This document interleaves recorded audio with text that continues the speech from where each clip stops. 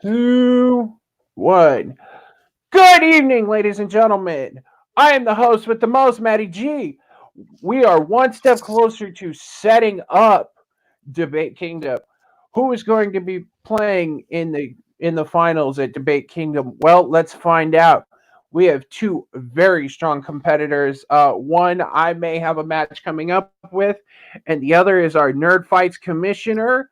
So let's welcome to the ring Ruben, the Kingslayer, and the comic book lad. Gentlemen, how we doing tonight?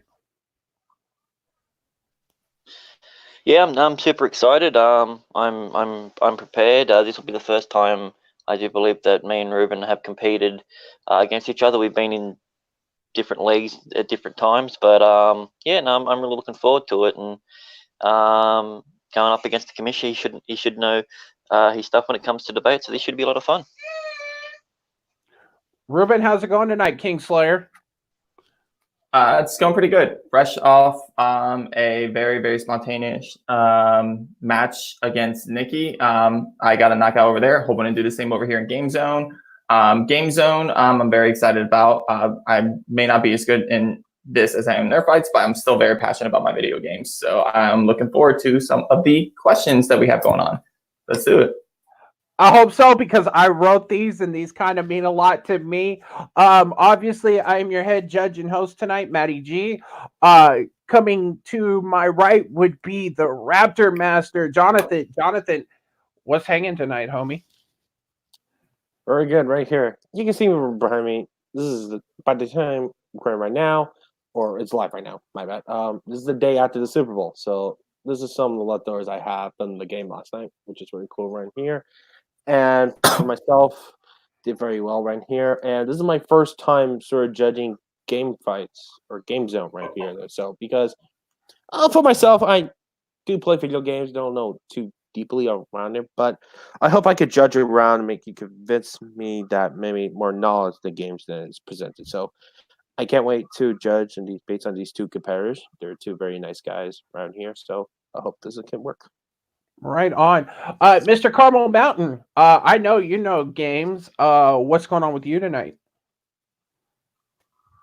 Not much right now, Matt. Yeah, I mean, honestly, when I saw who was fighting today, I thought, you know what, I can put some of my games on hold and actually judge this match because this is going to be fun. And it's been a while since I compete in Game Zone, so I figured, you know what, let's test the waters here, and then hopefully maybe in time I'll make a return. Until then, I'm just a complete unbiased judge, and I'm looking for a good, clean match. No shouting over everybody, because let's be honest, when people shout over each other, we all lose, especially if you are not in the right with your argument. I completely understand that. So give me just a minute. Let me turn the volume on my phone down a little bit because I was a dumbass, forgot to plug it in. So basically, this debate is just like every other one. If this is your first time watching, this is how it goes. You have a 90-second opening. Then we'll have a 5-minute freeform back and forth debate. Let's kind of keep it like a pendulum. Let's each talk a little bit. And then you've got your 60-second closing. You do have a 1-minute extension, which I call the extra life. You can either use that for your opening or your closing, not your 5-minute debate, because let's be honest, we don't need to add cheat codes and give each other extra time. And then we also have the pause button. If you guys start talking over each other and we have trouble hearing you, I'm going to press the pause button. What that means is I'm going to take the time to round you guys up, and then we're going to have a 10-second runoff on the clock.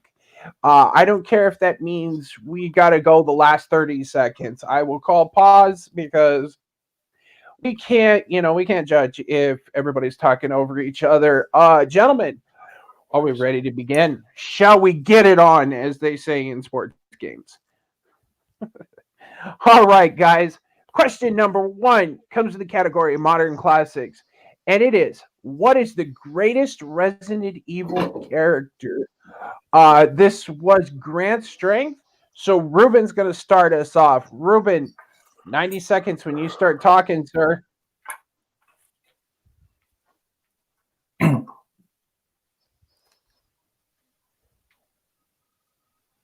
Okay, so when I'm thinking of the Resident Evil character that actually is the greatest, I am going all the way back to one of the original characters in the series, Chris Redfield himself. He's a character that has appeared in almost more video games than any other character out there. He's also a character that has been very vital to the story, and he's the only character that was strong enough and most interesting enough for the creators to want to bring him over into the new generation, aka Resident Evil 7. And there's always rumors about him coming for Resident Evil 8. So he's a character that has been developed through the ages. You see different versions of him. You see him go to his darkest moments and get picked back up from those moments by another character, Pierce. So you see so many different lights and days of this character, like different sides of him throughout the franchise. And he is the icon. He's the most iconic character. He's the one that was there at the beginning, and he's the one that's still here at the end and future games to come. And I will concede the rest of my time. All right, coming in with a 30-minute long opening. Grant, this is your strength. Tell me who the best Resident Evil character is. And again, you've got 90 seconds when you start talking. Basically, it comes down to what we define as greatest. My opponent picked a character, but not the greatest. I have the greatest. The virus, if you really want to call it the T virus, the G virus, the protogen. This is a character that has gone through changes within every story and within every game, literal physical changes. You can't have Resident Evil without the virus. It is the most essential character to the entire thing. It is the most, I can't use the word influential, but it's the closest thing I can think. It's the most influential character in there because Resident Evil, without the T-virus, is just a bunch of SWAT guys going through an empty mansion. I'll concede the rest of my time. All righty, both of them coming in with a quick opening. Gentlemen, let me get to my timer. You got 5 minutes to go back and forth. Let's remember we are all, friends here. I mean, y'all might be fighting, but we still have love for each other. Let's take it back and forth. 5 minutes when somebody starts talking. Let's go. Okay. So I'm going to hit some really strong points as to why your character should have even be considered and is definitely not a character that should be the greatest character. First off, zombies, viruses. We've seen in other games. If these other games could be out there and can create these other zombie-like games out there, like Dead Rising and stuff, then Resident Evil wouldn't be iconic. What makes Resident Evil iconic are the characters, the actual characters themselves, like Chris Redfield, Claire Redfield, Leon Kennedy, all icons. All right. Second thing, you are not listing a singular character. You're listing a group of characters. There's different types of viruses, as you pointed out, and you're trying to include them all together. You're saying the T virus, the G virus, the protogen virus, the Lost Plagueis. These things aren't the same thing. That's like me trying to say, you know what? The greatest character is the STARS team, which would include Chris Redfield, Albert Wesker, Rebecca Chambers, Barry Burton. It would include all of them, Joe Valentine. That's what you're trying to do. And the last point I'm going to make before I pass it over to you, these aren't characters. These are weapons. As a matter of fact, they're actually identified as BOWs, which is biohazard, bioorganic weapons in the Resident Evil franchise. That's exactly what every character consider them as, a weapon. And that means that you're trying to say that a gun, a pistol, a 9mm gun, or whatever you want to say, is the greatest character of the game. That's your argument. Well, that's not my argument. Webster defines a character as an individual, a group, or even a hive mind, or persons. The virus is a character. You're saying that zombies have been in other games, so your unique character is the guy that walks around with a gun, because that definitely sounds like the most unique character that's around there. I'm not grouping them. I'm saying the virus. I say whatever you want to call it, the virus. That is, it's a living organism, and to say that it's basically like a gun, you missed the first part of the biological. It's alive. It's living. It has its own sentience. It comes to life. It infects. It has a purpose. It's a character, and the fact that you're trying to just equate that to basically me saying a gun it's a moot point, and it's completely irrelevant. Your character isn't great. He was so dumb he couldn't even figure out who the traitor was at the beginning. It had to be spelled out to him. There's only three guys left. He was with one of them. The other guy wasn't around, and it was him. So he knew it wasn't him. and he knew it wasn't the girl, but he still couldn't figure out Wesker was the traitor in the group.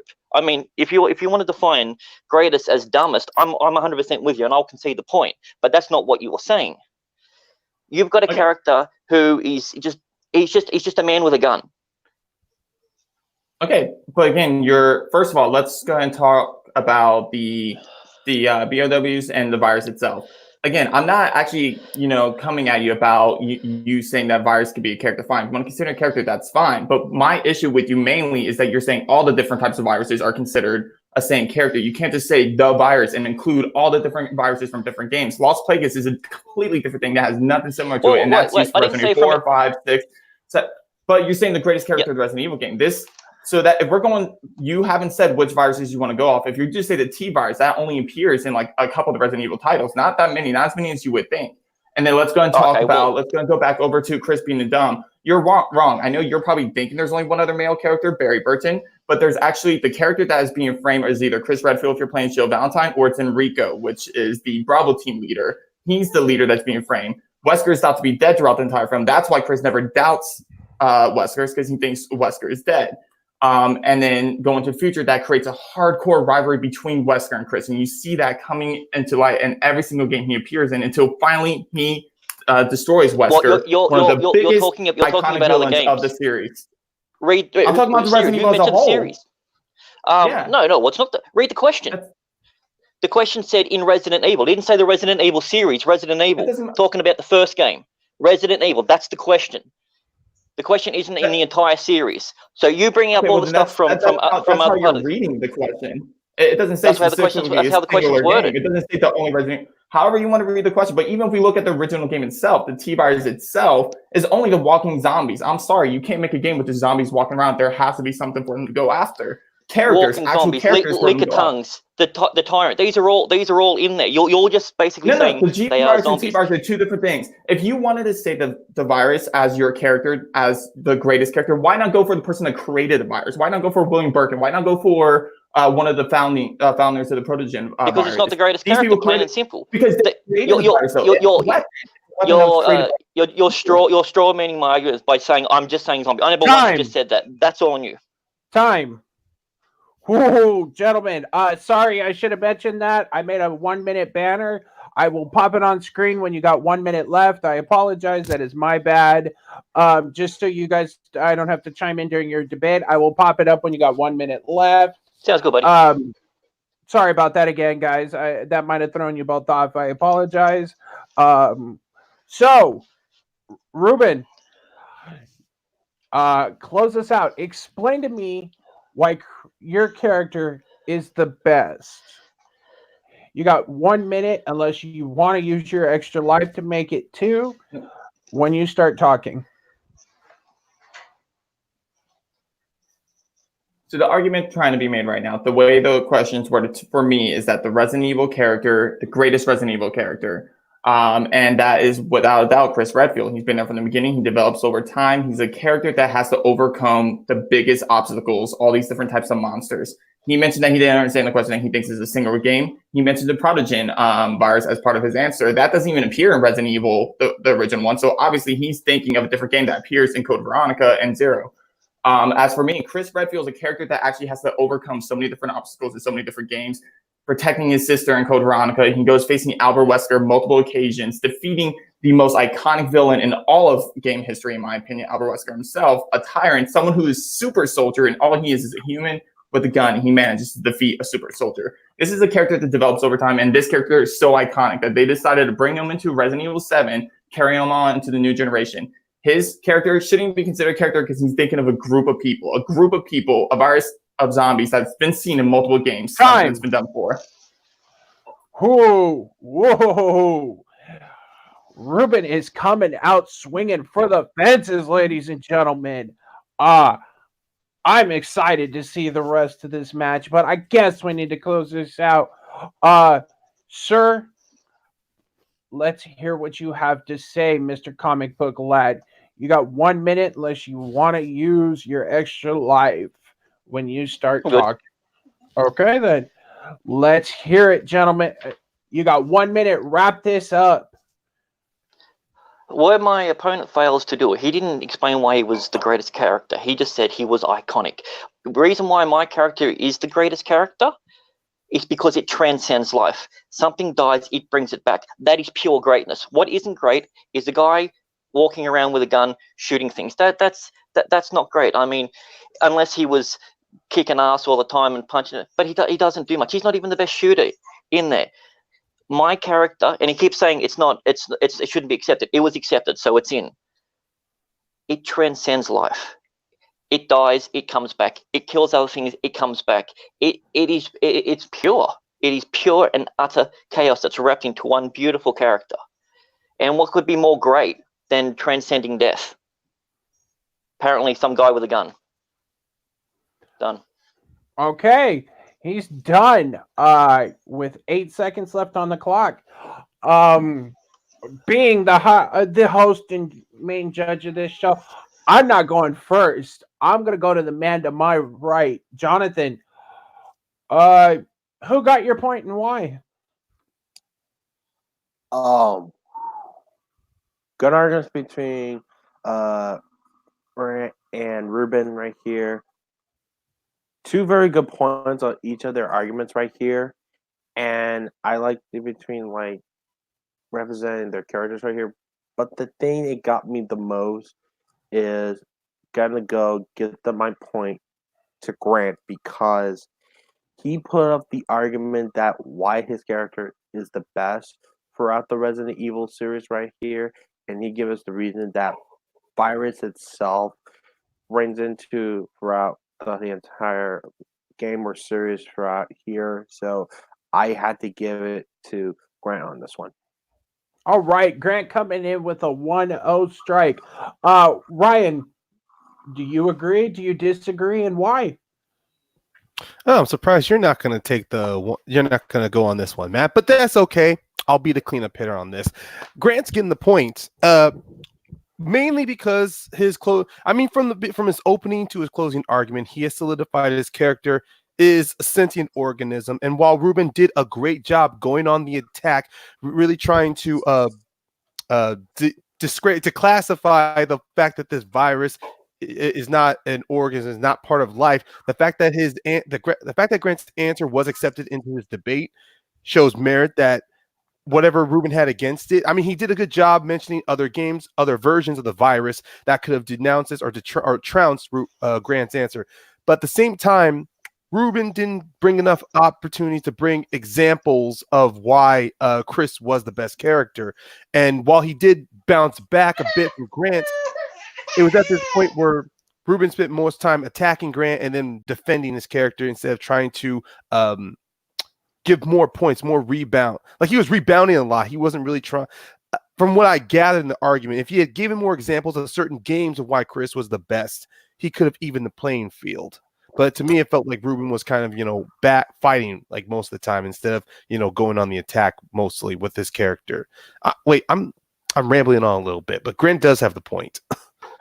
Okay, I'll give my point. I would have given the point to Ruben, but my point doesn't matter. So Grant draws first blood. So we got a 1-0 run going here, gentlemen. Let's move on to our second category, which is RPG, everybody's favorite role-playing games, right? And the question goes, what character from Final Fantasy should be featured next in Kingdom Hearts that hasn't been featured yet? So the question is, what character from Final Fantasy should be featured in Kingdom Hearts that hasn't been featured yet?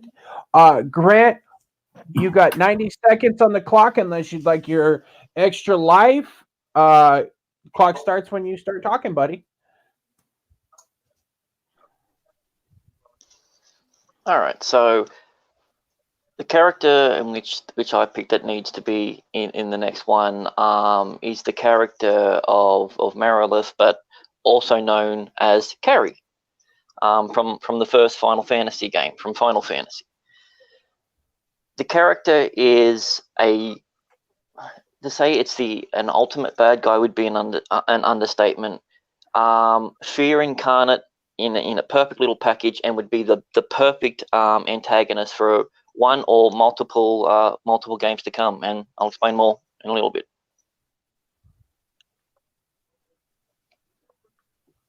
Good. Oh, okay. Sorry, I expected him to talk some more. Okay, and the Aussie takes a drink to close out his opening. Kingslayer, this is your strength. Explain to me who should be introduced next. When you got 90 seconds when you start talking.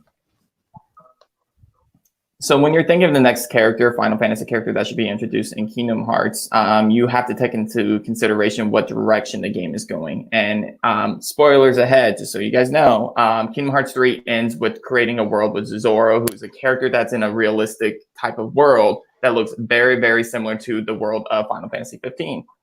Which a character that's very popular, that has a magnificent powers, things that are going to bring a lot of interest towards the next Kingdom Hearts installment, is a character like Noctis. He's the leader of and main protagonist of Final Fantasy 15. And coming into this, he's a character that people want to see him interact with other characters in this game. It's already been talked about. And people will love to see him in here. I'm going to concede the rest of my time, and I'll explain more in the debate. All right. Oh, I guess I should have said this beforehand, but ladies and gentlemen, we do have. Oh, sorry, I gotta hit it again. Sorry. Oh, crap, my computer's running slow. Excuse me. Spoilers! Thanks for ruining that game that came out many years ago, Ruben. Gentlemen, That actually came out. Kingdom Hearts 3 came out very recently. Well, you know what? How about this? This is what I have to say, gentlemen. 5 minutes. Start fighting. I think there's too many protagonists. That's the problem with it. You've got too many heroes. Bring in some more villains. Something a little bit more deadly and iconic. This creature, who's a Medusa-like creature, as your antagonist. One, not only that, putting a woman in the forefront as an antagonist is a good move. Showing a woman in power will work. Your character is fine. But I mean, he's no better than Squall that has been in there. He's no better than the other ones. It's basically just retreading and rehashing the same old characters that are coming through. Yeah. Okay. So I get your point. I'm going to go ahead and talk a couple things. First of all, moveset potential. I'm guessing that this character that you're trying to introduce is going to be a secret boss, one of the Final Fantasy secret bosses that usually appear in the games. My issue with this is that a type of moveset. This character, if I believe, has like a whole bunch of knives, a whole bunch of swords, and is like a snake-like creature that slithers around as like a boss. My issue with that is there's a character very similar to her moveset that's already been introduced in the first Kingdom Hearts game, known as Kirk-Ziza. It's a character that has a bunch of swords, use magic against the players, and it's a character that does almost the exact same stuff that we would see her do. You talk about female antagonists. We already have plenty of Kingdom Hearts antagonists, like Larxene. You have the new one, Xion, whenever she turns evil for a little bit. So there's plenty of female antagonists already in there, not to mention the Disney antagonists. Final Fantasy characters aren't made for the plot of Kingdom Hearts. They're made to just bring interest, bring gamers towards interest to it. And none of them have ever been like very substantial to the plot. So when we're thinking about that, a character like Noctis brings interest, and he fits perfectly into the world that they're setting up for the next Kingdom Hearts game that Yuzaro is going to be in. It's a world that looks almost exactly like Final Fantasy 15, and he can fit in right in, smoothly, and makes sense for him to be there. And it's a very recent Final Fantasy game that will draw attention towards this Kingdom Hearts game. I'm going to let you talk for a little bit, and then I'll jump back in. You're retreading the same old stuff. The protagonist, get antagonists. It's good to be bad. Have some more bad guys in there. Have the. You're saying there was one that's magic. This my girl. She's not magic. She's a warrior, a strong woman warrior, and she's not going to be a hidden boss. I'd put her in the forefront. Make her the big bad. She's huge. She's strong. You're saying there's other characters that are similar to it, yet you're pitching a hero from Final Fantasy like they did with every other Final Fantasy. Bring it in there. Basically the same. Except one's got a sword, one's got a sword gun, one throws a ball. Like it's the same sort of stuff. Bring a little bit of different. Or it also allows for the fact that they could put her on the heroes team. Give her an arc that to change. You're not going to change your protagonist, especially when you were saying that there's another game coming out, the Final Fantasy, that could work with the real world. You're not going to make him a bad guy, so you're not really going to give him a huge arc for it. But you could give a hero's arc to this villain that starts off as the big bad. It's more diverse. So a couple There's things to do. No, a couple things wrong with what you're saying. First of all, she's not going to be made as part of the main storyline because that's not what they do with the Final Fantasy characters. It's about the Disney characters and it's about the Kingdom Hearts character. That's what it focuses on. It focuses on their original characters. The Final Fantasy characters are just icing on the cake. That's all it is. You can't expect this character to be made the front runner. You want to bring up about the fact that you can't say that they can't do it. No. I gave your time. I let you talk. You want to go and talk about Final Fantasy characters, good characters being villains. Actually, Zora was used as a secret boss. Cloud, you have to fight Cloud as a boss at one point. These are characters, good characters that are actually played against antagonists, against the one. Orin is a character that was actually considered a hero, but he was a villain throughout the Kingdom Hearts 2 game when he was brought into the Hercules world. That's a perfect example of a hero used as a villain. It can be done. It's been done before. So it could be the same thing with Noctis. Now, talking about Noctis, why he fits even more so is that there was talks about how Riku was actually a character that was kind of built off of Noctis' character because the same director, Nomura, is the one that created both of these games. Riku and Noctis is a connection that we've been wanting to see for the longest time. We want to see the Final Fantasy Noctis meets the Kingdom Hearts Riku, and seeing that connection along with the new Zoro character, those three, all characters look and very similar to each other, all interact with each other, will be an iconic moment to see in the games. It'll be just because they look alike doesn't mean it's going to fit. You're trying to go for something that's going to fit. They were based off of each other. I'm trying to pitch something new and different and big with it. You're saying they can't do it. Why can't they do it? Just because they haven't done it in the past doesn't mean they can't do it now. Time.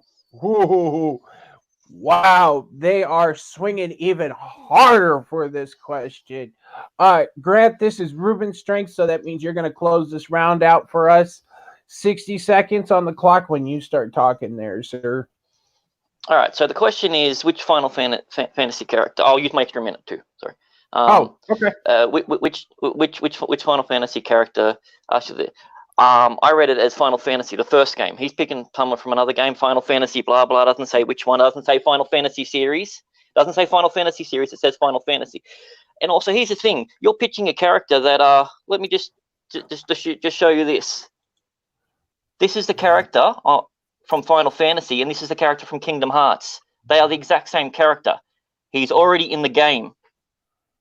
And to quote Suzori Itamura, the person who writes the storyline and character creator, the writer of Final Fantasy 15, the character in Kingdom Hearts and Noctis are in fact one in the same character.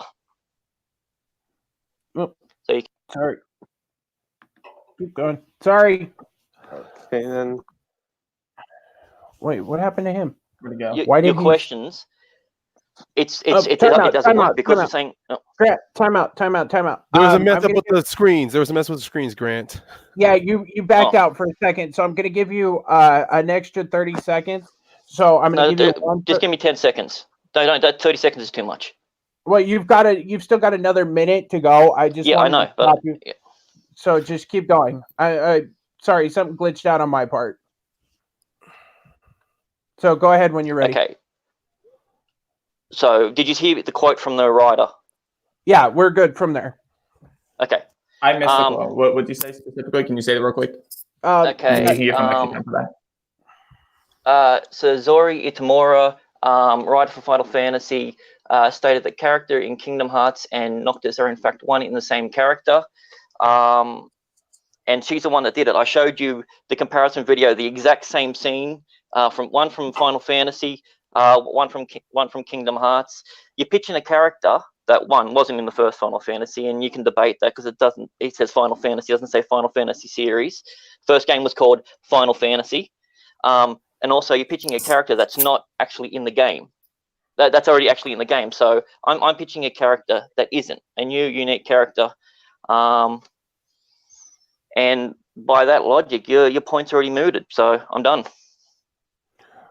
Okay. Again, sorry about the technical difficulty. That was probably my fault. If you got a problem, just at me at Matty G.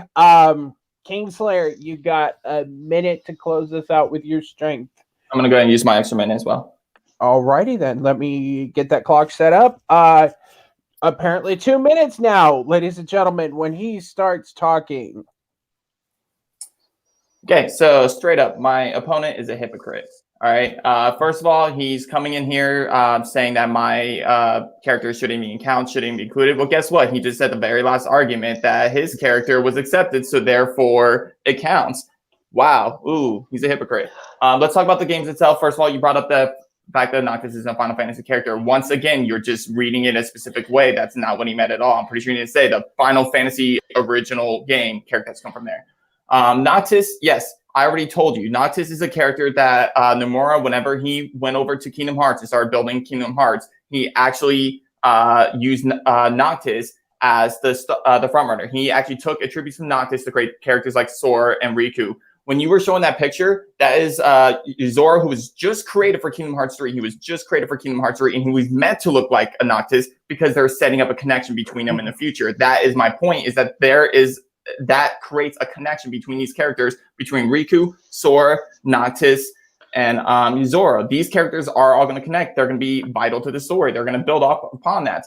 And you want to talk about bringing in a character that no one's probably even heard of, a character that doesn't even matter, and a character with the same exact moveset as a Secret Boss has already been in the game. We've seen it before. We've seen this exact same moveset played out in Kingdom Hearts 1 and Aladdin's world as a Secret Boss. We don't need to see it again. It's a character that's not iconic. Noctis has a moveset where he can teleport with his blade. He's able to excel like other characters in the franchise. And you want to bring down Noctis because he's a character that is like other Final Fantasy characters. But the thing is, the game isn't about Final Fantasy. It's about the Kingdom Hearts characters and about the Disney characters and the interaction between them. Final Fantasy characters are icing on the cake. So you want to bring in characters that can interact with the characters very well. It's people that can connect with the different worlds who will fit perfectly in the world without making it seem weird, and go ahead and build off of that. And Noctis is a perfect fit. He fits in that world. He fits into Kingdom Hearts, and he fits in what the future Kingdom Hearts will be. Oh, wow, this was a heated debate. I'm gonna go first. Both of these debates were back and forth. But Ruben laid out the groundwork of what's to come. Yes, this character was already set up similar, but he's going to connect to this one and continue to build the world because of that character. So I'm going to give my point to Ruben. Ryan, what you thinking? This was definitely going back and forth throughout the entire debate. First in the opening, I kind of had it to Grant for the unique choice, but then the debate, I was switching back to Ruben. But ultimately, it came down both their closing, and both of them used their minute extensions well. So I'm not going to hold suspense. Ruben's going to get the point because it was just, in this case, his main the extensive knowledge he has on Final Fantasy, he was able to apply it well on here. While Grant did have him backed in the corner with the fact that the characters of Noctis and Riku look similar, and it definitely was, in my mind, a good blow to hit up against Ruben, but he bounced right back. And even the quote that Grant used, I thought that was a nail in the coffin, but then Ruben bounced back as well, really not just avoiding being thrown into a grave or a hole, but it was just kind of like, it's like in the God of War games, Kratos has the Icarus wings just to fly himself back up to the platform level. So ultimately Ruben does get the point. All right, so we got a tie game, ladies and gentlemen. It is a great moment in sports. Oh wait, this is the heart of debate at its finest. There you go, Subrat. There's your shout out. Jonathan, your point doesn't really count, but what were you thinking, bud? Actually, the same thing with you guys. I would have given my point to Ruben though. Like, he explained everything with his pick around here. Yeah, it did start out early on, but in the end of the day, he sort of really expanded on that. So I would have given my point to you, Ruben. All right, so it's a clean sweep. Again, guys, we're tied at 1 apiece. We're inching closer to that speed round. Question number 3 comes in Grant Strength of Fighters. And the question is, what character should be the next DLC for Mortal Kombat 11? I love these DLCs. They come out of nowhere. Since this is Grant Strength, Ruben, you're going to start. Tell me, who should be the next DLC? 90 seconds when you start talking. Sorry about that.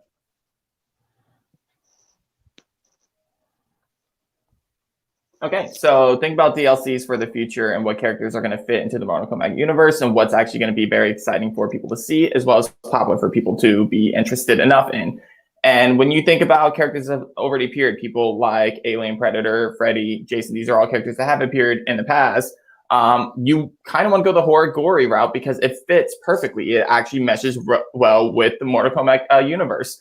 And honestly, I'm thinking moveset potential. I'm thinking creativity, and I'm going with Pennywise 100%. Creepy as hell. Moveset is like, you're talking about a million different possibilities when you think of a moveset.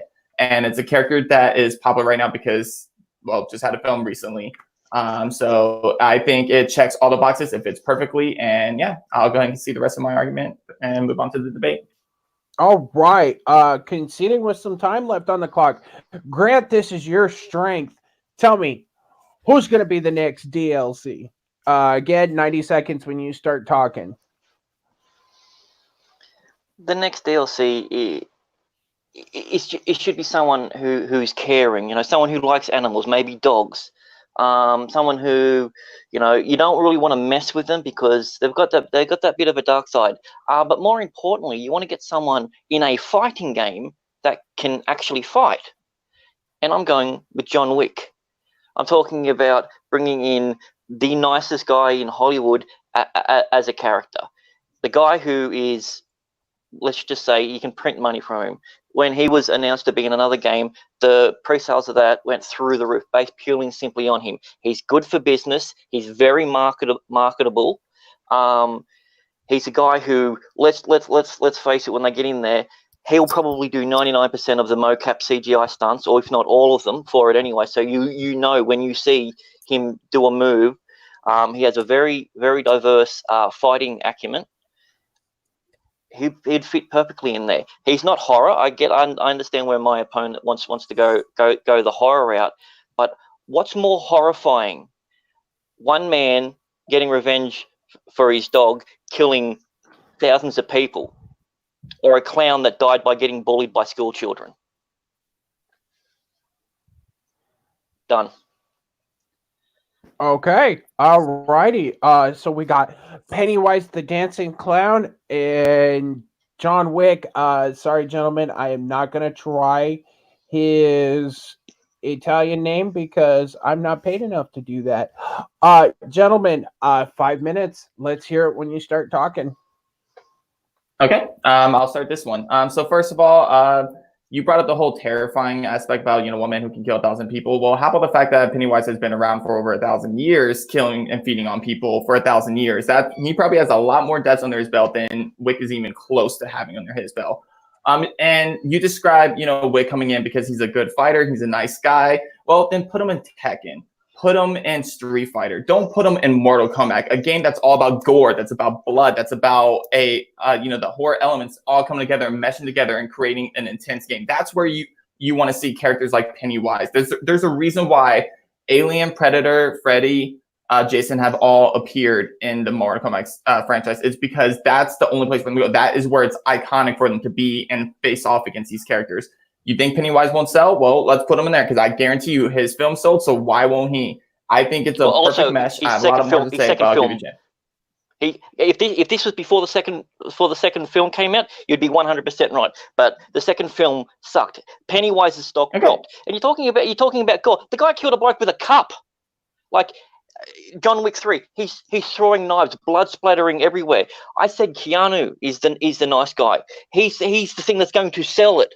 He's going to sell it. John Wick likes animals. That's what I said. He likes dogs, and that's his trigger. That's his switch. Everyone has something nice and something not nice about them. Your character from a marketing thing years ago would have worked, but he stock dropped because the second movie failed. It didn't make what they wanted to make. No one's dressing up as Pennywise anymore. They were 2 years ago. It was, you couldn't go a Halloween without seeing Pennywise like that. If you want to talk about blood and gore and everything, John Wick. And you're talking about he might have killed more people because he's lived 1,000 years. John Wick, from the first movie to the third movie, did that in 3 weeks.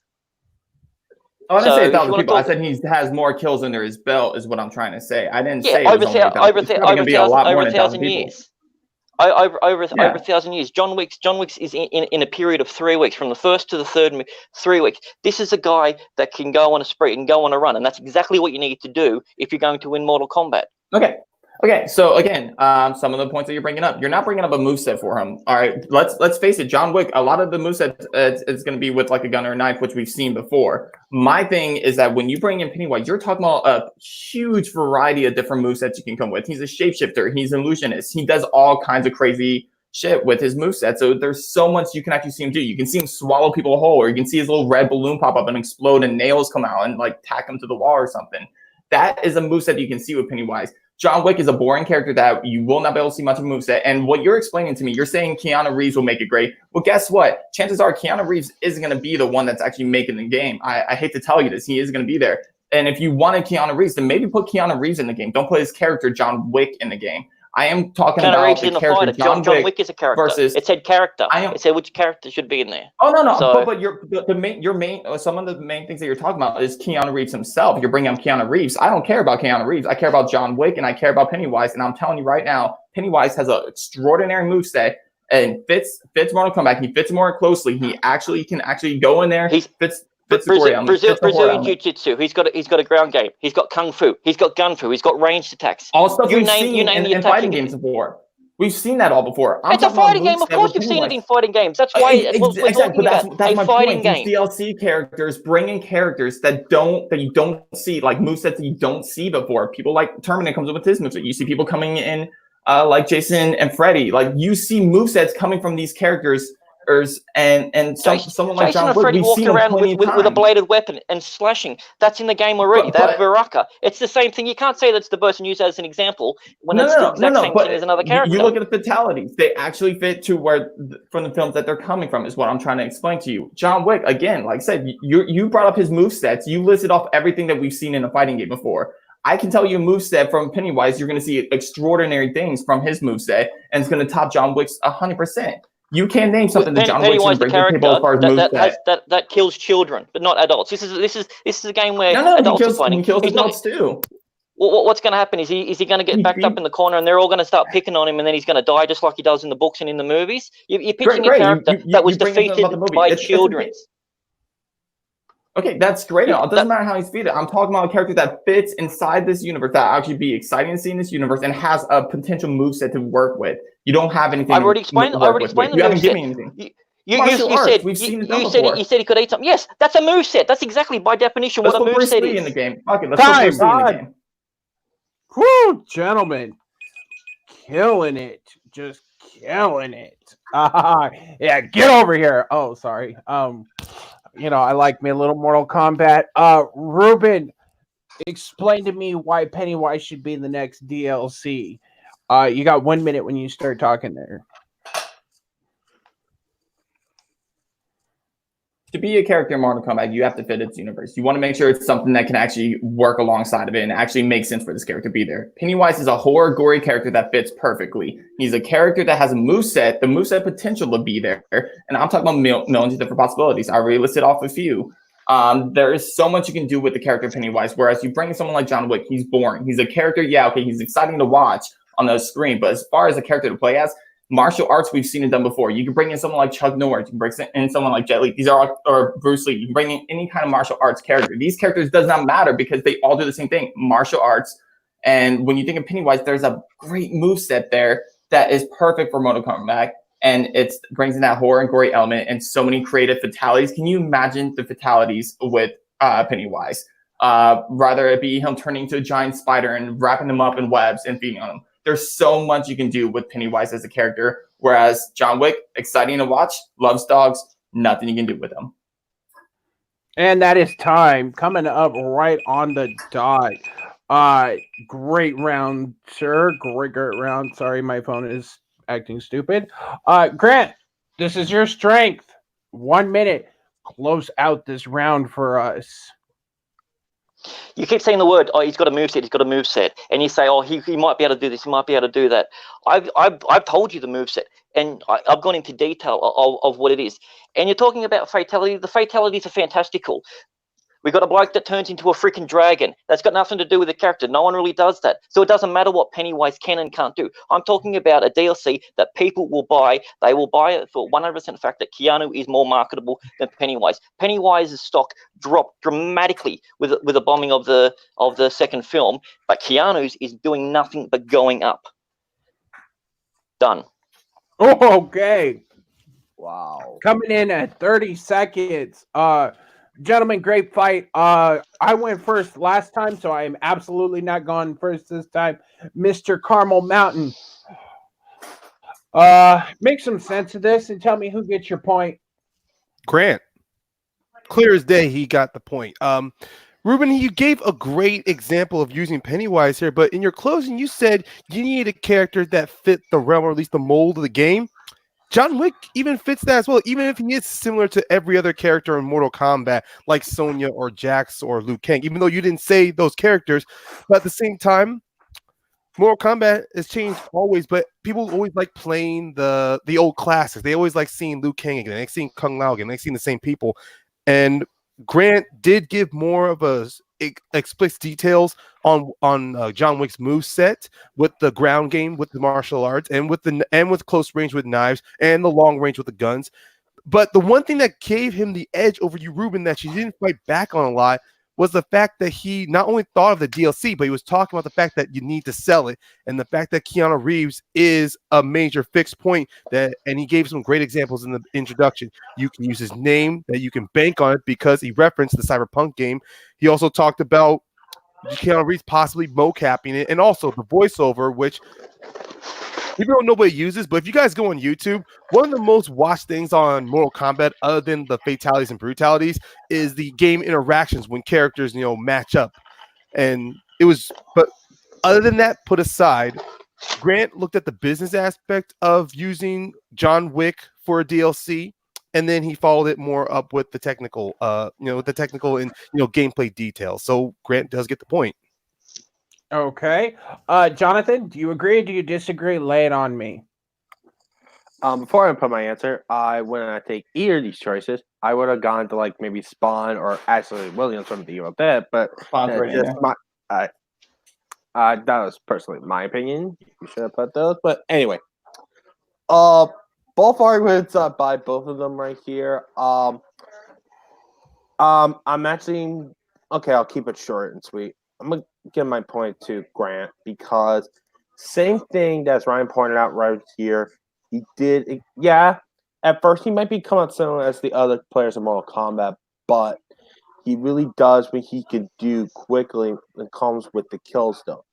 Yeah, true. Pennywise killed maybe arguably a lot of people, but not every time, every minute. John Wick, on the other hand, does. Like, minute by minute, he kills a lot, just many very quickly, though. And that's the reason, maybe the crux of this argument for me. And Grandpa have a good argument right here, so I had to get my point. Can I ask something? Did you? I totally missed it if you did. Did you bring up that he would have the knives and guns, like guns for long range and knives for close range? In your I said early on. I said early on. I heard the knives and guns. and then I didn't know you were talking about long range and close range. No, I said long range. I said the guns, and then earlier on, I said when you were talking about the gore, I said he's got the knives. He got the knives for close range. Plus, also when he threw the axe. Yeah. Okay. I totally missed that part. Then it must have lagged out for me. Okay. No, that's okay. That's okay. That's all right. Okay. My turn. I would have gone with Ruben personally. But that's okay. My point doesn't count. Gentlemen, great round, like I said. So now we are 2-1 with the comic book lad in the lead. But this could all change because this last round is a favorite of everybody's. This is a strength of Ruben, so we could be going into a speed round. And the question 4 is in the realm of JRPG, and it is, what is the most underrated JRPG that people should play? Since this is Ruben's strength, Grant, you're going to go first, buddy. 90 seconds when you start talking.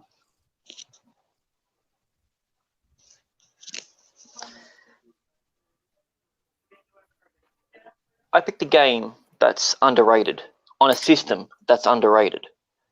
I picked Fragile Dreams on the Wii. We're talking about a game that, for me, was one of my favorite games, and everything that was good about it just seemed to get shit on by the critics. The fans enjoyed it, but it didn't get the reception that one would expect. It's a post-apocalyptic style game, essentially where you're hunting and fighting ghosts. Yeah, I'll concede. Okay, then. Short, sweet, and to the point. Ruben, what JRPG should I play tomorrow? 90 seconds when you start talking. Okay, JPRG, underrated game that I think everybody should play. Also coming from the Wii era, a underrated system, is a tactical and a stealth game known as The Last Story. Now, this game actually is a game where it pretty much takes a different take on RPGs, where it actually does something unique in the fighting style, where you only play as one specific character and you use the Wii remote to control that character specifically and do different things throughout the gameplay. And it takes a new take on it. And the greatest thing about this game itself is actually the story. And for me, it has to have a great story to make a great game. It can't just have gameplay. It has to have a great story, and it does. It has a phenomenal love story, which you rarely see in JPRGs. Phenomenal love story, has betrayal, twists, and an enemy that is very intelligent and manipulates a lot of the other characters throughout the game. On top of that, it has something else that most JPRG doesn't have. It has a multiplayer versus mode, a JRPG, sorry, with a multiplayer versus mode. And its graphics are very good for the console it appeared on. It's a game that I think is very underrated. It got reviews, but however, it wasn't brought up to anyone's attention because it was a JRPG on a Wii console, which the Wii console was already going downhill from the get-go. And from there, I will concede the rest of my time and witness through the debate. All right. With 3 seconds left on the clock, gentlemen, 5 minutes. Tell me why your guys, JPRG... before you start, Ruben, what was the name of your game? Broad Story. Broad Story? Lost. No, Lost. Okay, sorry. It sounded like broad on my end. That's why. No, You're sorry. good. No worries. Oh, it is pretty broad, the story. So I mean, that's fair enough. Right on, guys. I know you have that about stories. All right, guys. I'm glad we're still being civil because this could make or break this. We could go to the speed round. 5 minutes, like I said. Tell me why your JRPG is the most underrated. All right. Well, I'll take the reins on this one. Everything my opponent said is 100% true. His game is fantastic. I can't fault the game. It was brilliant. You know who else couldn't fault the game? The critics. 8 out of 10, 9 out of 10, 9.5 out of 10. You know what else couldn't do it? It sold over 200,000 copies in its first week. Well, then that's clearly the most underrated game I've heard of, from a developer that had a big name behind him, that had a lot of money behind him, and he made a fantastic game. If it was, which is a better game out of our two, I would lose this hands down, because 100% fact, that's a better game. Because it's got all the money, it's got all the expertise, it's got everything in there. Mine's underrated because it's a hidden little gem. It's only sold like 8 to 10% of what he sold, and people saw little reviews where they had tiny little nitpicks, and the sales, and it destroyed the game. Okay, great. I'm glad you brought up stats, and I have said nothing about your game specifically at all. I don't know anything about your game right now, but let's go and talk about, first of all, the sales that you're bringing up. I believe it sold well in Japan, did not do too well in America. That's a fact. You can look that up if you like. The world's bigger than America. Oh no! I'm just saying, like, it's an underrated game, and once again, hypocrite coming out. You're saying that the answer should be because it was a major game. It's not a major game. I guarantee all these judges never even heard of the game. I guarantee you had to look up this game. You never even heard of this game. I can bet on that. So, anyways, let's talk about the game itself, because that's what I'm here for. Your game. Your game's like a hidden object game. That's what your game feels like. I feel like I can buy that on a computer and play a hidden object game. It doesn't feel like a JRPG. As a matter of fact, it feels like a really, really cheap knockoff of a hidden object game. That's exactly what it is. It follows a character that is very confused and a character that is going through a very confusing story, and it's very hard to follow. That's why it sucks as bad as it does.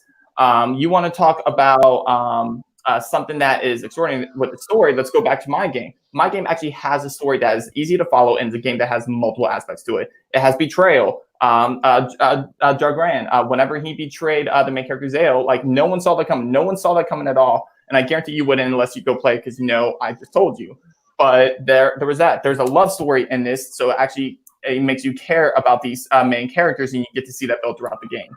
And not to mention, the graphics are superior than your game, hands down, and it's always pretty to look at stuff. So I have a lot more to say, but I will give you a chance to talk because I want to hear more about what you think about your game specifically, not the stats.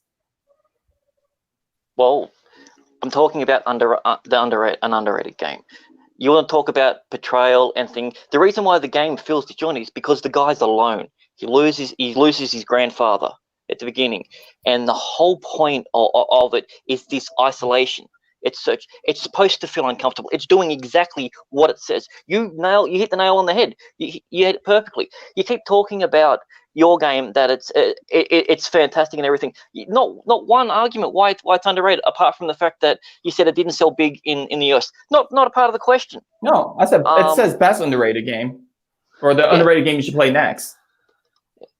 This is the best underrated game because it is so underrated. You literally quoted word for word the IGN article. It felt like a hidden gem. It felt like a hidden object game that I could go and find online. You quoted it word. You quoted it word for word. This is what I have written down right there. I didn't even have to look up anything about it. Okay, that right there is. I'm telling you straight up that's what it feels like when you're playing it. You take a flashlight and you focus it around, and you're like, oh, okay, oh, I found this. Oh, I'm gonna do this. Oh, I found this. Oh, I'm gonna do this. It's stupid. It's not underrated. It's completely useless. It's a game that's you've seen it done plenty of times before. It's not underrated at all. Again, you want to talk about looking stuff up. It has a huge cult following. It has a huge cult following now. Like you're saying, you're talking about how great your thing is. It is. Grandpa passed away at the beginning. Congrats. You read about the beginning. That's all you have on your game. You don't have anything that makes the game compelling. Is my issue. You don't have anything that. And I get. The sound is phenomenal. I dare you to find one game that has better sound editing, better quality. Tell me about the game itself. Like, tell me what's happening in the game. You don't know what happens in the game because you never there's played. A lag happening here. There's a lag going on. Oh, right. Let me mute mine just in case. Keep going, guys. You got about 10 seconds left. Oh, I thought we stopped. Okay, no. Just hold here on the 10 seconds, okay? I interjected because I was hearing a lag. That's why I unmuted myself. Okay, so I'll go to my debate then. All right, I'm gonna start the clock. I'm gonna give you guys another 30 seconds. Let's just kind of take a breath and finish this out in 5, 4, 3, 2, 1. 30 seconds. Go. Just back and forth. I'll let you go. I was talking a lot that last little bit.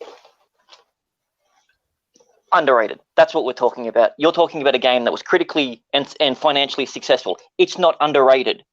It got 2012 Game of the Year award. That doesn't mean it's underrated. That means it's at the forefront. That had way more money put in. It had way more publicity to it. And you're trying to say that's underrated. That's not what underrated means. You're talking about a great game, but not why it's underrated. All right, guys. I'll say what I have to say. My closing. Yeah, that's time. All right, guys.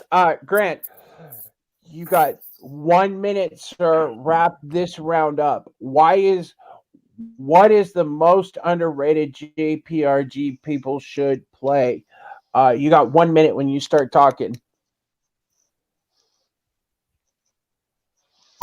The reason why this is the most underrated, it's got good use of the word. It's an enjoyable game. He says it's just flashlights and finding things. It's a puzzle-based game. Some people have the acumen for doing it. Some people don't. That's why it was considered a bit hard for some people because they couldn't quite figure it out at first. But as soon as they did, it was enjoyable. You follow Cito through the post-apocalyptic area. I believe it's supposed to be Tokyo. It doesn't actually say Tokyo in it. So, but everything that he's saying about his game is not underrated. Nothing about it is underrated. If you don't like the sound editing in this game, then basically you're deaf. It has some of the most immersive, and especially if you've got a surround sound system, one of the few games on the Wii that has almost a near perfect surround sound thing. You can hear ghosts whooshing past you, and you have to swing around with your flashlight. It's very immersive. Time. All right, Mr. Kingslayer, you got 1 minute. Explain to me why yours is something I need to play next. Close out this match, or let's go to the speed round. You got 1 minute to start talking. When you start talking. Right. Okay, I'll start with not everybody has a sound system. Sorry, Grant, that's a fact. So let's go and talk about the games itself, all right? When I'm talking about underrated, yeah, okay, fine, it's sold well in Japan, but like Grant said himself, it's actually undersold like in a lot of the other countries of the world. There's a whole world to look at.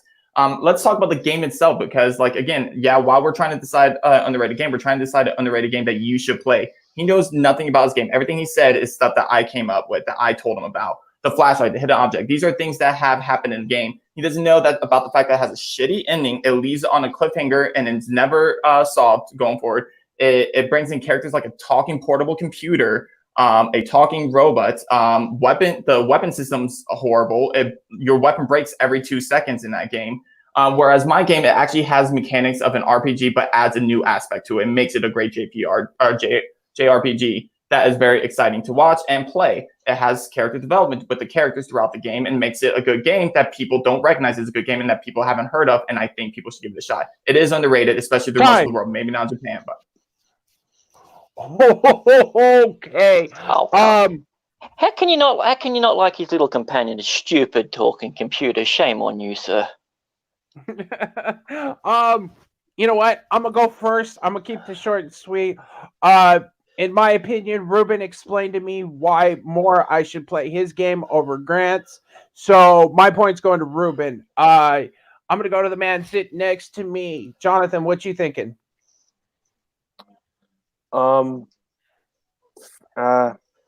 This might be, well, first off, I just want to say thank you both. I might play these games right here. Thanks you for two are listening. Just want to say thank you on that part.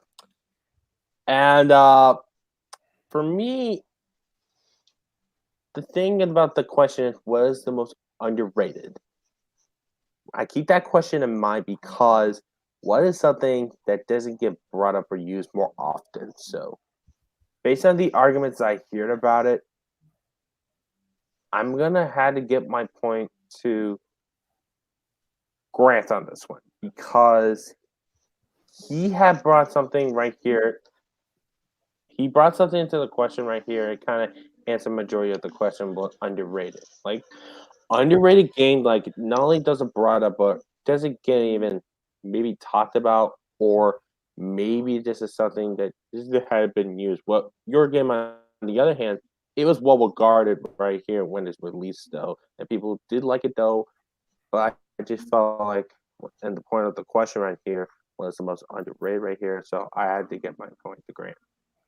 All right, so we are tied up, guys. This point will either declare us a winner, or we will go to the speed round. Ryan, what are we doing?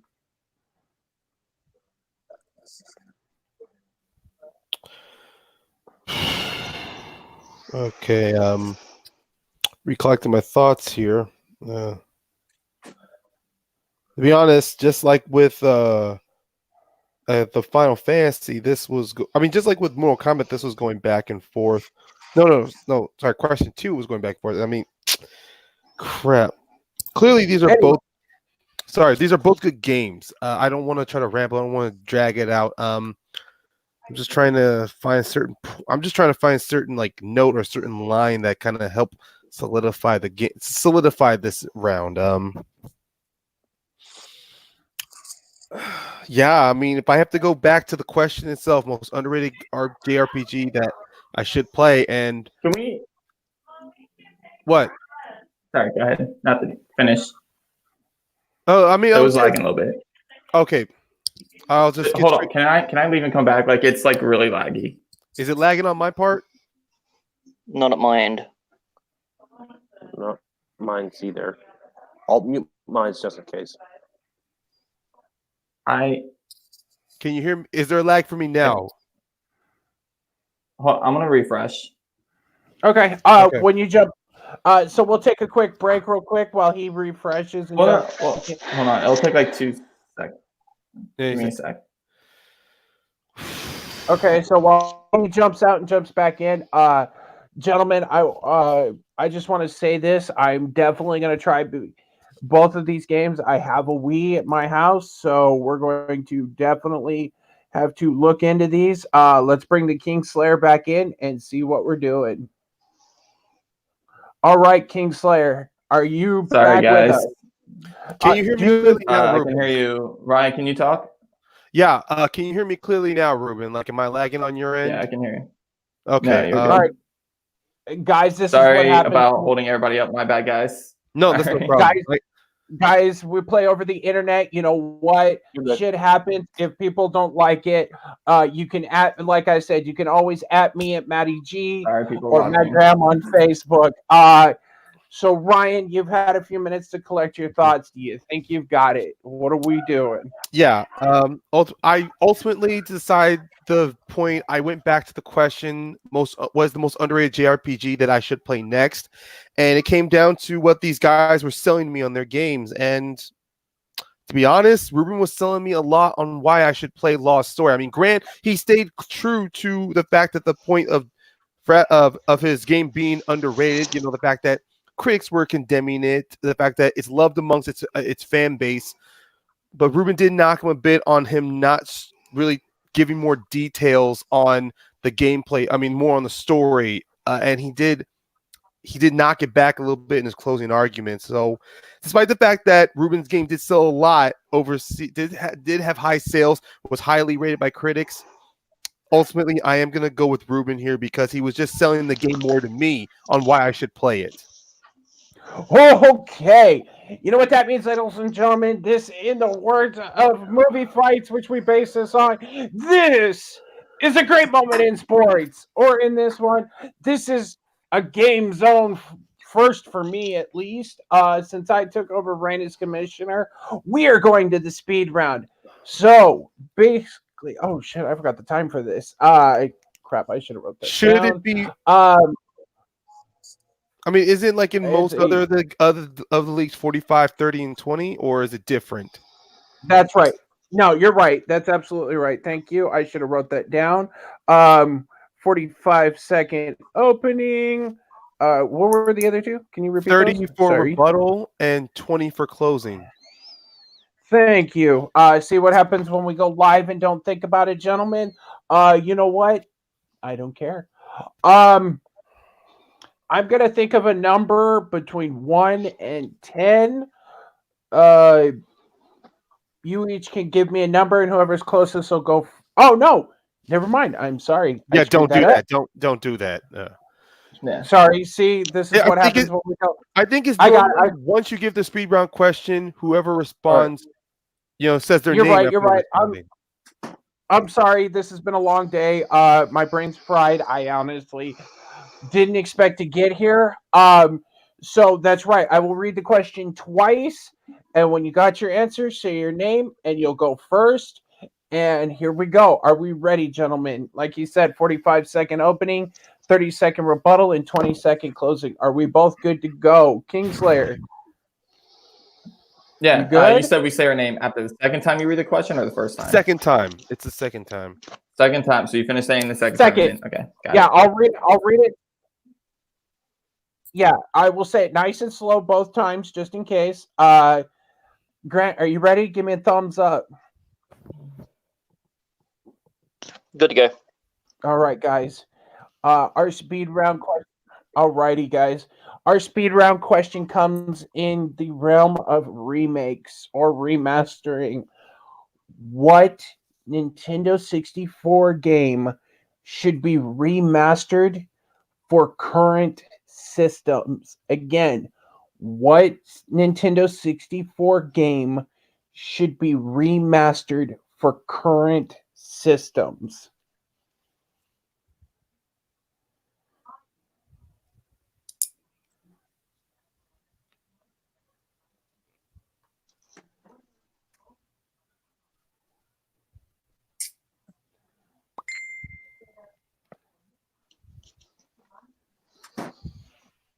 Okay. I'll go first. I'm gonna go with Super Mario RPG. It's Okay. the Legend of Seven Stars. All right. So we got the Kingslayer with Mario RPG. I'm gonna go Superman. And then you want Superman, Grant. All right. Neither of these were the choice I had in mind when I thought of this question, but that's okay. Ruben, my friend, 45 seconds when you start talking. Take a deep breath. Think about what you're going to say, and let's do it, buddy.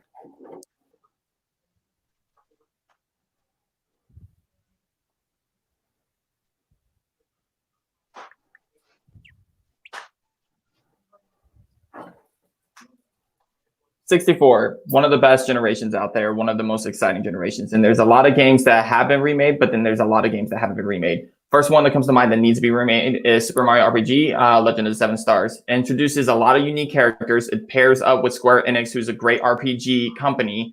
And those two coming back together to do a Mario RPG game is very exciting and very intriguing, and I want to see it happen. You see characters like Gino, Marshmallow coming back in there and interacting with the Super Mario characters, as well as them helping create new characters. And it does something that we don't really see before, is we're going to see like actual Mario characters, actual 3D Mario characters in RPG formats. And I think it'll be exciting. Imagine the moveset possibility. Imagine what you can do with unique shells and all that stuff. And I think it'll make a phenomenal remake for a Switch, potentially. Time. All right. Way to go, sir. I love the speed round because you never know what's going to come out of your mouth. Grant, you also have 45 seconds, sir. Like I told him, take a deep breath, compose your thoughts, and let's get it on.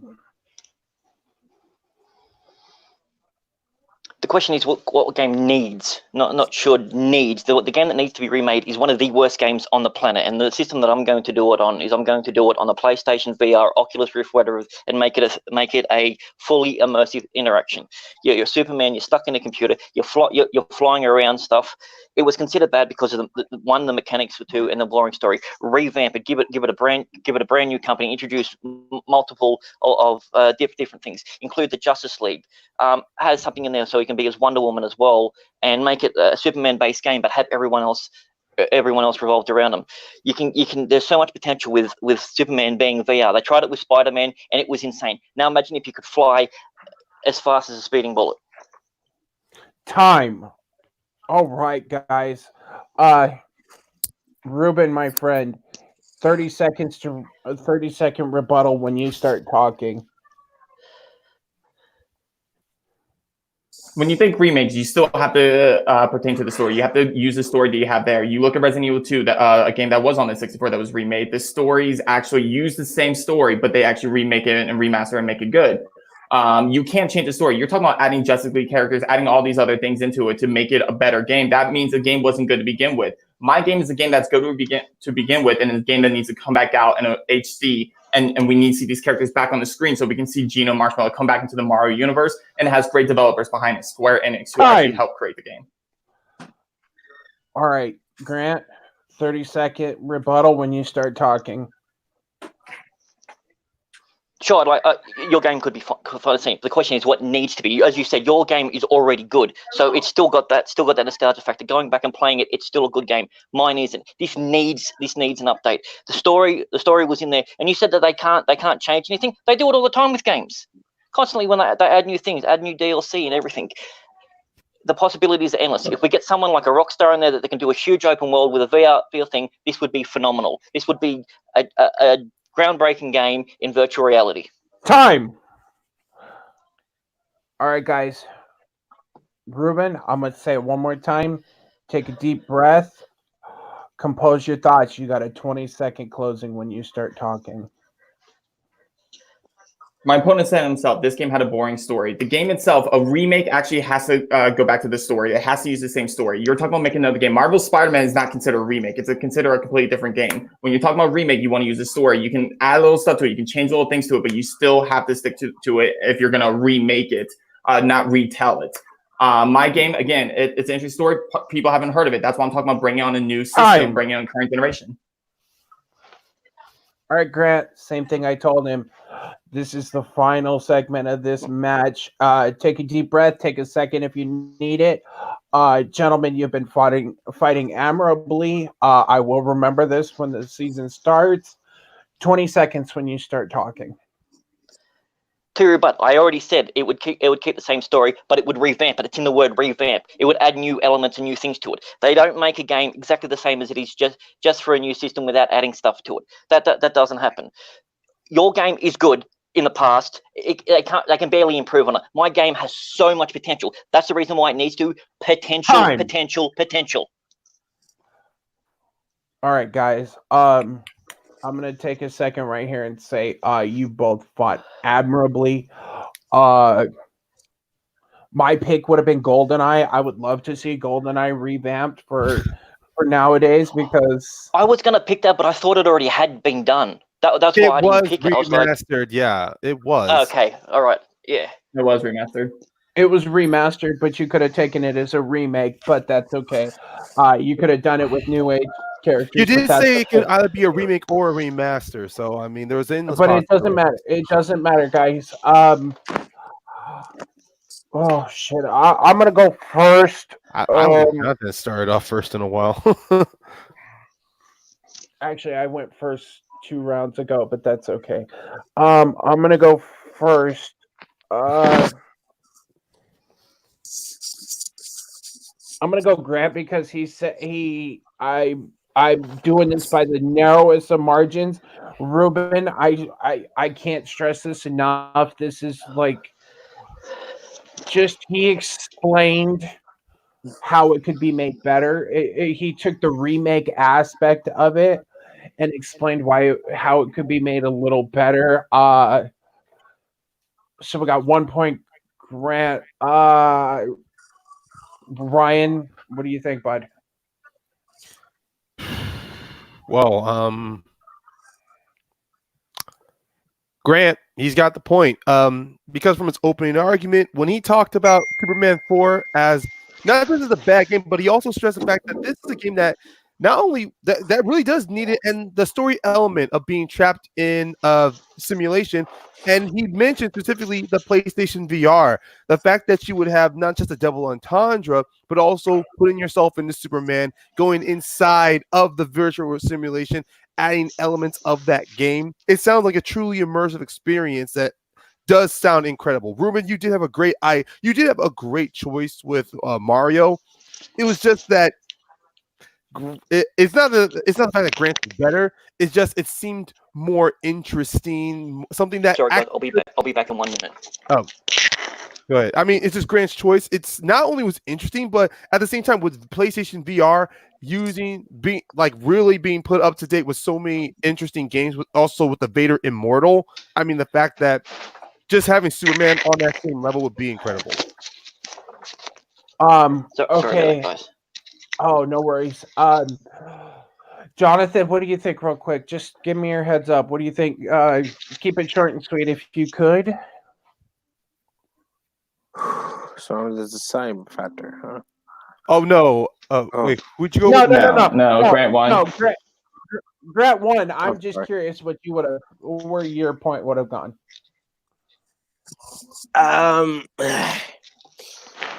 Mine would have been the same, actually. I would have gone my point to Grant, though. He did put interesting perspective on the Superman game. He did maybe improve on it based on the original game itself. With the Mario game right here, it's already been discovered right here, and so most people do like it right here. I don't think sort of the need to remake it right here. So I think Grant put up a very compelling argument right here why the Superman game needs to remake it. All right, guys. So I'm gonna step a few people aside now, and I'm gonna talk to our runner-up, Ruben. Guys, hang out. I will bring you back in just a minute. Let's pop you out. Let's pop you out real quick, and let's pop out Grant real quick. Ruben, I'm gonna tell you, buddy. I've told you this countless times. You have a silver tongue, and I promise, next season, I have something in mind for you. Uh, how do you feel, bud? I'm telling you, just sitting here watching, I'm worn out. Yeah. I mean, I don't know what I could have done. I think the only thing I could have done different, you came to me, you told me that I'm able to challenge that Resident Evil question if I wanted to, because it's not a character. I thought I could explain the fact that, it considers multiple characters. I couldn't bring that up in the debate because that's not fair. But yeah, like I'm shocked. I'm not gonna lie. Like maybe it's the conceited part of me, but I thought I won 3 of those debates hands down.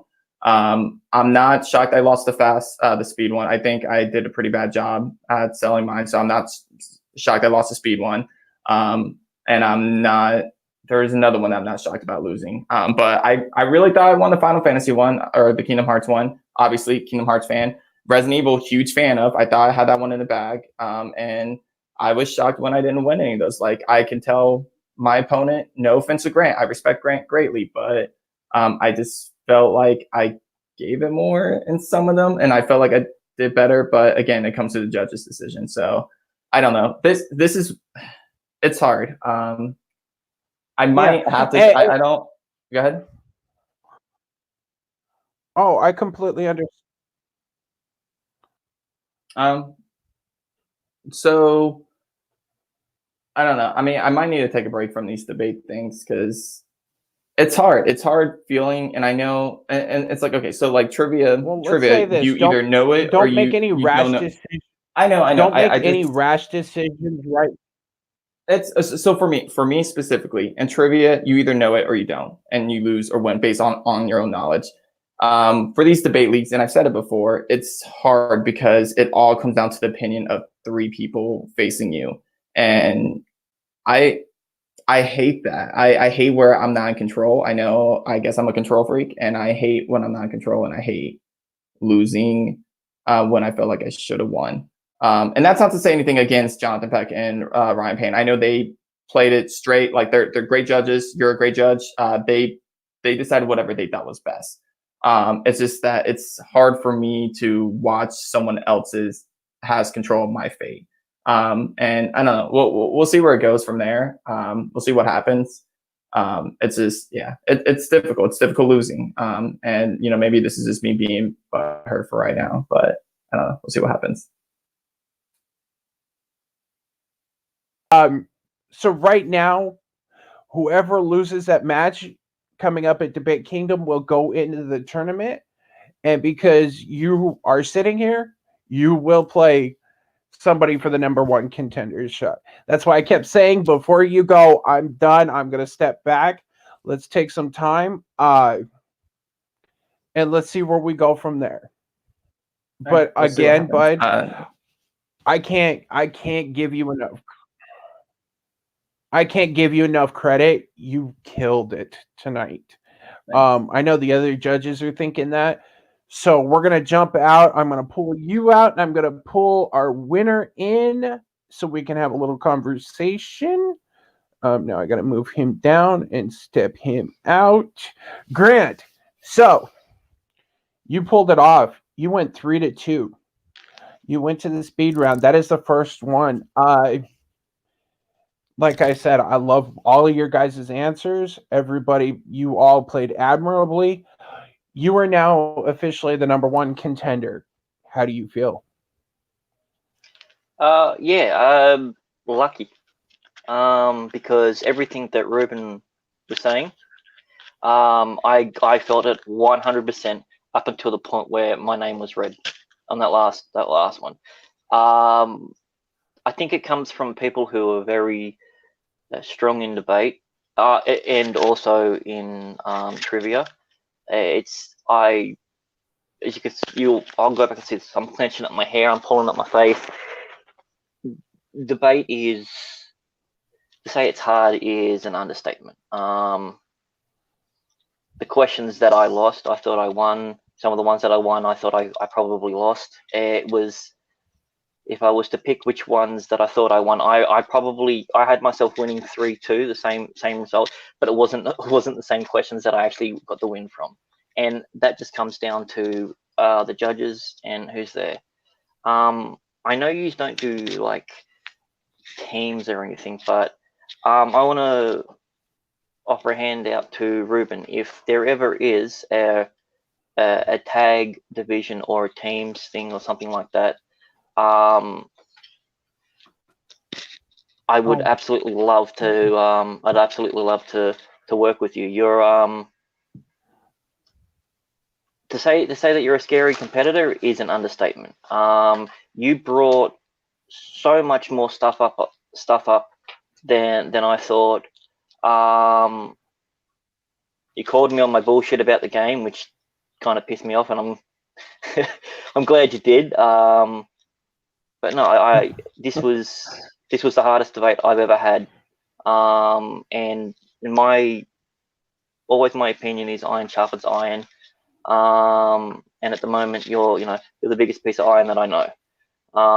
If it was you that won, I wouldn't feel any different. Obviously I'd be feeling as dejected as you are, but I think the only difference between me and you in this match was probably a little bit of luck. I appreciate it. Thank you. I mean, like I said, I'm not taking away. I think you played. It's kind of funny you brought that up. I have a little bit of stuff on my cards. Seeing you two compete together would be scary. I'm not even kidding. It would scare me to death. So guys, I don't know what's going on. I don't know if Subrath set something. I don't know if Subrath has set something up.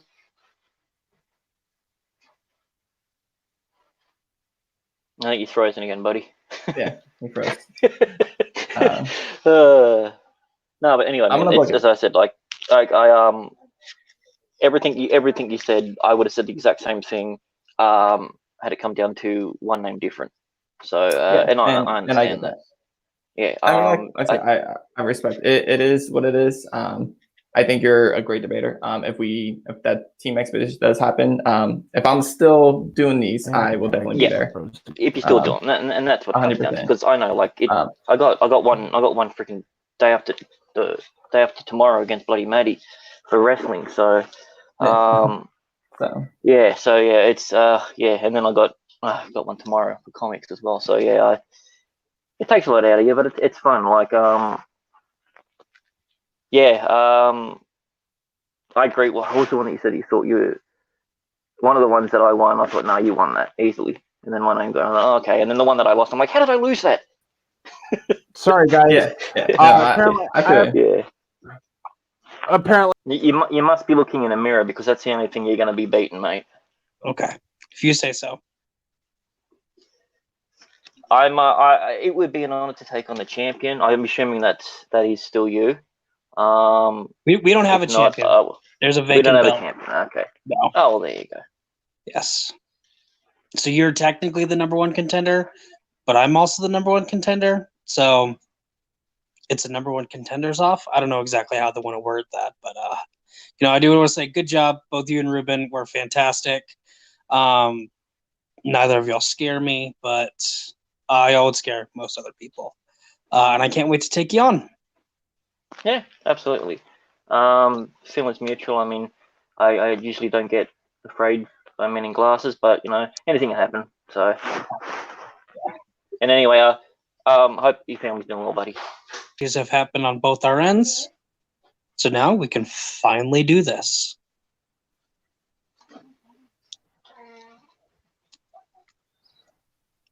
all right, guys. I am Matty G. This has been the Game Zone Road to Debate Kingdom 1.0, I guess, whatever you want to fucking say. Matt said I had to drop one F-bomb in this, so there we go. Guys, I want to thank our other two judges, Ryan and Jonathan. You guys, honestly, I couldn't have done it without you two. again, Ruben, who isn't there anymore. He also killed it. I am Matty G. This was the Game Zone Road to Debate Kingdom final. For Grant, for Jonathan, for Ryan, for both of our amazing competitors, the comic book lad Grant and the Kingslayer Ruben. Guys, here at Game Zone, all I ask is you bring the quarters. Everybody have a good night, and thanks for watching.